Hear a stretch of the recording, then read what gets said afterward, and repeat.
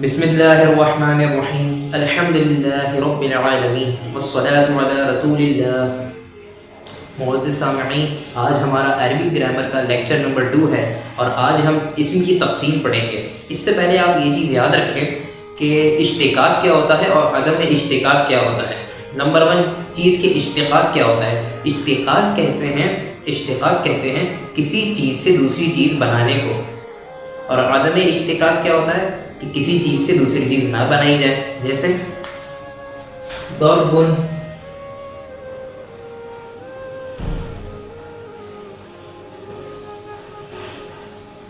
اگر میں ضرب سے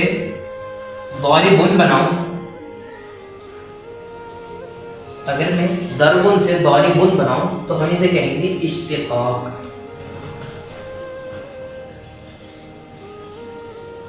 یہ ہمارے پاس کیا کہلاتا ہے؟ اشتقاق۔ اور اگر ایسا ہو کہ کوئی یہ پروسیس ہم نہ کر سکیں، کوئی اسم بغیر کسی پروسیس کے وجود میں آ جائے، تو اسے کہتے ہیں عدم اشتقاق۔ جیسے زید،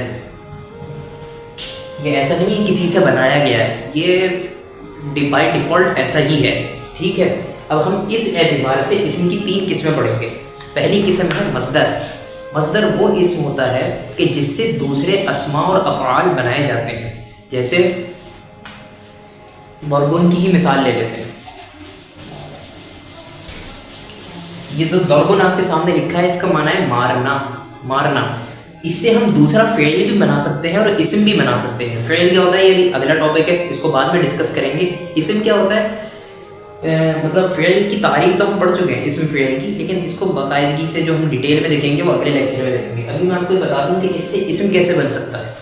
ضربن سے اگر ہم اسم بنانا چاہیں تو ابھی میں نے اس کی مثال دی تھی، ضاربن، یہ اسم بن گیا، یعنی گویا کہ یہ اس کے لیے مصدر ہے۔ مصدر کہتے ہیں نکلنے کی جگہ کو، یہ اس کے لیے ماخذ ہے، مصدر ہے۔ ضارب کے لیے یہ ماخذ ہے، ایک مصدر کی حیثیت رکھتا ہے، تو اسی وجہ سے ہم اس کو کہہ دیں گے یہ اس میں مصدر ہے۔ یہ کیا ہے؟ اس میں مصدر ہے۔ اور جو اس مصدر سے اسم بنا ہے اسے کہتے ہیں اسم مشتق۔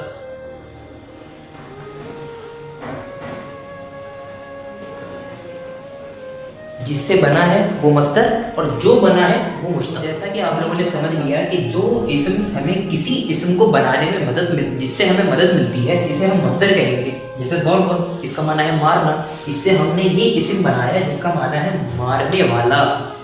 یہ اس میں فاعل کا صیغہ ہے، اس کا معنی ہوتا ہے مارنے والا، اور کیونکہ یہ اس سے بنا ہے تو یہ ہے مشتق، جسے بنایا گیا ہے اس سے، اور یہ چیز کیا ہوگی؟ مصدر، ٹھیک ہے۔ اب تیسری چیز ہوتی ہے جامد۔ اس میں جامد کیا ہوتا ہے؟ جیسے میں نے آپ کو مثال دی تھی پہلے، جیسے کوئی سا بھی آپ نام لے لیں، زید لے لیں۔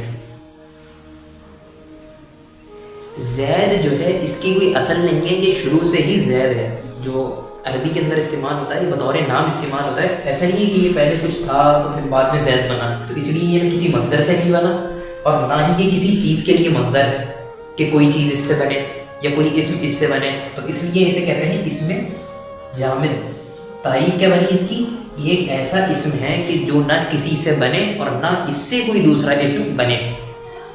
تو ہم یہاں پر ایک چیز اور پڑھ لیتے ہیں، مصدر سے متعلق۔ مصدر کی ایک پہچان ہوتی ہے اردو کے اندر، اس کی اردو میں جو پہچان ہوتی ہے اس کے آخر میں نا، جیسے اس کا معنی ہے مارنا۔ اسی طریقے سے کوئی مصدر لے لیں، شربن،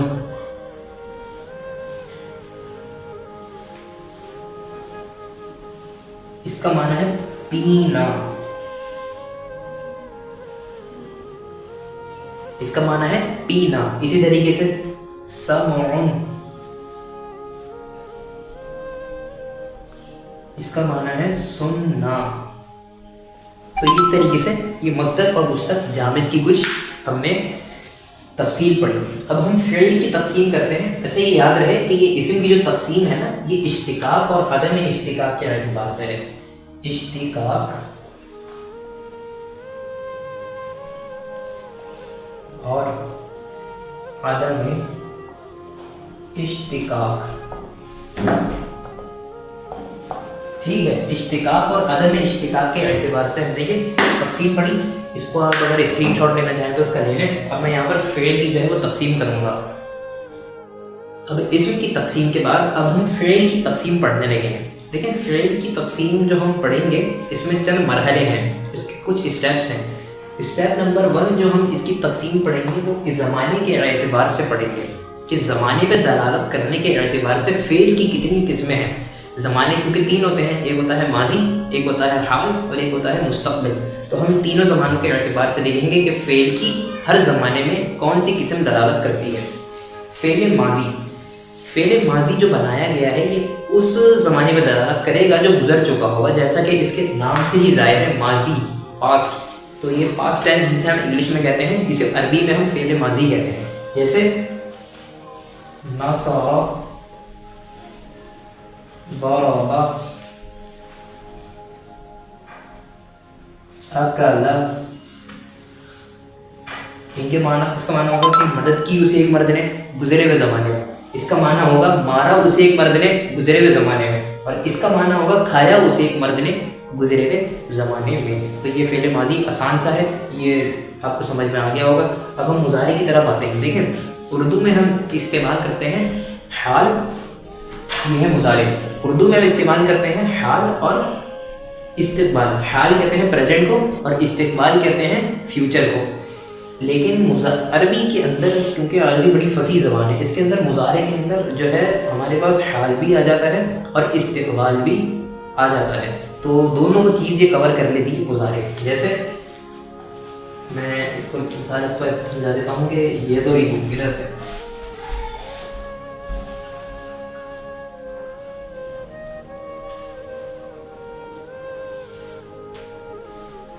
یضربو، کیمرے میں آ رہی ہے، یضربو، یضربو کا معنی ہے مارے گا یا مار رہا ہے وہ ایک مرد، مارے گا یا مار رہا ہے وہ ایک مرد، یعنی حال والا ترجمہ بھی ہوگا، استقبال والا ترجمہ بھی۔ اسی طریقے سے کوئی بھی مثال دیا، غلو،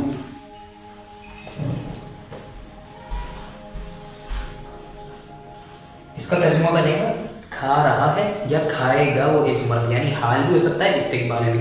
اب سوال تو پیدا ہوتا ہے کہ کب ہم اس کا ترجمہ حال والا کریں اور کب ہم اس کا ترجمہ جو ہے وہ استقبال والا کریں، یہ کوشچن پیدا ہوتا ہے۔ تو یہ جب قرآن مجید کے اندر صیغہ آئے گا، یہ ہمیں پورا یہ ورڈ استعمال ہوگا، یہ فعل، تو ہم یہ وہاں پر مناسبت سے ترجمہ کرتے ہیں کہ کیا مناسب رہے گا ترجمہ زیادہ، حال کا یا استقبال کا، یہ ہم وہاں پر مناسبت کو دیکھتے ہوئے ترجمہ کرتے ہیں۔ اگر وہاں پر حال کا ترجمہ زیادہ بہتر ہے تو حال کا کرتے ہیں، اور اگر مضارع یعنی استقبال کا زیادہ بہتر ہے تو پھر استقبال کا کر دیتے ہیں۔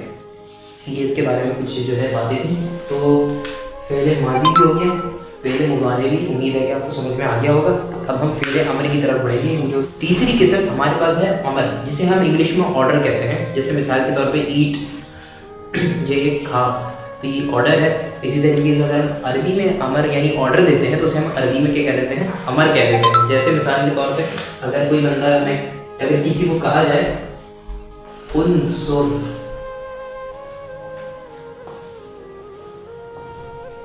یہ ہے کیا عربی میں، یہ رواج، یہ عربی میں کیا بنے گا، امر، یعنی تو مدد کر، اے مرد تو مدد کر، اس کا یہ ترجمہ بنے گا۔ اچھا یہ امر بناتے کیسے ہیں، مضارع کیسے بناتے ہیں، اس کا طریقہ آگے اسباق میں عرض کیا جائے گا۔ ابھی صرف ان اقسام کو ذہن نشین کرنے کے لیے، انہیں سمجھنے کے لیے یہ جو ہے مثالیں دی جا رہی ہیں، ٹھیک ہے۔ تو یہ ہمارے پاس امر ہوتا ہے جسے ہم کہتے ہیں آرڈر۔ جیسے مثال کے طور پہ اگر ہم کسی کو کسی کام کرنے پر ابھارے، ہم اسے کیا کہہ دیتے ہیں، امر کہہ دیتے ہیں۔ تو یہ سمپل سی تین جو ہے اس کی قسمیں بن گئی۔ اب ہم فعل کی دوسری تقسیم پڑھیں گے، وہ ہم پڑھیں گے مثبت اور منفی ہونے کے اعتبار سے۔ تو جو ہم قسمیں پڑھ رہے ہیں نمبر 2 پر، فعل کی دوسری قسم سے کیسے، دوسری تقسیم کیا ہے، مثبت اور منفی ہونے کے اعتبار سے۔ مثبت اور منفی، مثبت کہتے ہیں پازیٹیو، کہ ہم پازیٹیو کلام کرتے ہیں نا، اسے ہم کہتے ہیں مثبت کلام۔ جیسے مثال کے طور پہ اگر کوئی کہے ضرب، اس نے مارا، تو مارا یہ کلام پازیٹیو ہے، یعنی کسی چیز کا اس بات ہو رہا ہے کہ وہ چیز ثابت کی جا رہی ہے۔ لیکن اگر ہم کہیں ما ضرب، اس نے نہیں مارا، تو یہاں پہ کسی چیز کی نفی کی جا رہی ہے اور یہ نیگیٹو کلام ہوتا ہے اسے۔ تو ضرب اگر کہا جائے مثال کے طور پہ اس طرح ضرب، اس کا معنی مارا اس نے، میں اس کا ترجمہ اس طرح کر کے مارا اس نے، صحیح ہے، یعنی کسی مرد نے۔ تو یہ ضرب جو ہے یہ فعل مثبت ہے، لیکن اگر اس کے پہلے ماں لگا دیا جائے، جیسے ماں ضرب، तो ये बन जाएगा नहीं मारा, नहीं मारा उस मर्द ने, सही है, उस मर्द ने। तो ये क्या बन गया, नेगेटिव कलाम, क्योंकि इसमें किसी चीज़ की नफ़ी की गई है और यहाँ पर किसी चीज़ का इस्बात यानी साबित किया गया है, किसी चीज़ को प्रूव किया गया है, यानी मारा उसे एक मर्द ने। तो लिहाजा ये क्या हो जाएगा, हमारे पास दौराबा फ़ेल मुस्बत है और यहाँ पे ये माँ दौराबा जो है ये क्या हो जाएगा, हमारे पास फ़ेल मनफी हो जाएगा। तो ये सिंपल सी इसकी तकसीम थी। अब हम इसकी तीसरी तकसीम पढ़ेंगे। फ़ेल की एक और इस तकसीम जो है हमारे पास अभी रहती है। फ़ाइल की तरफ निस्बत होने के एतबार से हम फ़ेल की तकसीम पढ़ेंगे। इस एतबार से फ़ेल की दो किस्में हैं, फ़ेल मारूफ और फ़ेल मजहूल। सबसे पहले तो ये समझें कि फ़ाइल कहते हैं किसे हैं। फ़ाइल कहते हैं किसी भी काम के करने वाले को। जैसे मिसाल के तौर पे कसब ज़ैद, ज़ैद ने कमाया, तो ज़ैद ने कमाया तो ज़ैद क्या हो गया, कमाने वाला, फ़ाइल।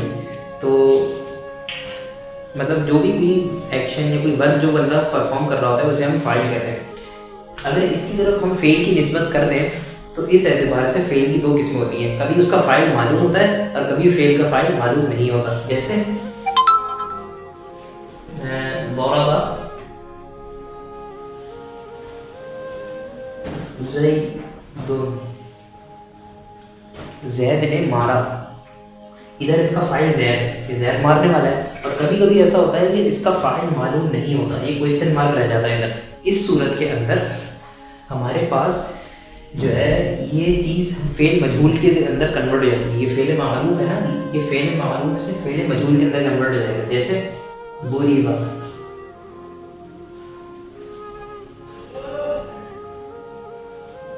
मारा गया, यहाँ पे था दौराबा ज़ैद, ज़ैद ने मारा। यहाँ पे एक और चीज़ बढ़ा लें, जैसे आमरन, वो मारा। दोबारा समझ लें एक दफ़ा, फ़ेल मारूफ और फ़ेल मजहूल। फ़ाइल की तरफ निस्बत होने के एतबार से फ़ेल की दो किस्में हैं, फ़ेल मारूफ और फ़ेल मजहूल। फ़ाइल क्या होता है, किसी भी काम को करने वाला हमारे पास फ़ाइल होता है। ये जुमला लिखा मैंने दौराबा ज़ैद ने मारा, इसका मतलब है ज़ैद ने उमर को मारा। ठीक है, इस सूरत में ज़ैद काम करने वाला है और जिस पर फ़ेल वाक़ हो रहा है वो उमर है। ठीक है, और अगर मैं इसको यूँ लिखूँ, दुरीबा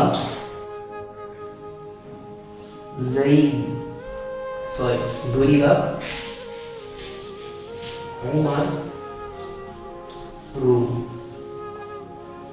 इस सूरत के अंदर अब देखिए ज़ैद ने उमर को मारा था, लेकिन अब यहाँ पे क्या है, दुरीबा उमर, यानी उमर मारा गया। तो अब यहाँ पे मारने वाले का पता नहीं है, यहाँ पे मारने वाले का पता था, तो लिहाजा ये मारूफ और ये मजहूल। सिंपल सी बात है कि जिसमें हमें फ़ाइल का मालूम हो किसने ये काम किया है, वो हमारे पास फ़ेल मारूफ होगा। मारूफ निकला है उर्फ, यानी इर्फ से, इरफान से, इसका माना होता है जाना गया। तो जिसमें फ़ाइल जाना गया वो फ़ेल मारूफ, और जिसमें फ़ाइल ना जाना गया ये जहल से निकला है, इसका माना होता है मजहूल। मजहूल का माना होता है जिसे ना जाना गया हो, तो जिसका फ़ाइल ना जाना गया हो उसे हम कह देते हैं फ़ेल मजहूल। तो फ़ेल मारूफ और फ़ेल मजहूल किस तरह बनता है ये अगले असबाब में इंशाअल्लाह हम देखेंगे। आज की वीडियो में इतना ही। अब मैं खुलासतन आखिर में एक नक्शा बना दूंगा जिसके अंदर जो जो आज हमने पढ़ा है वो बोर्ड पर आपको दिख जाएगा, आप इजीली इसका स्क्रीनशॉट ले सकते हैं।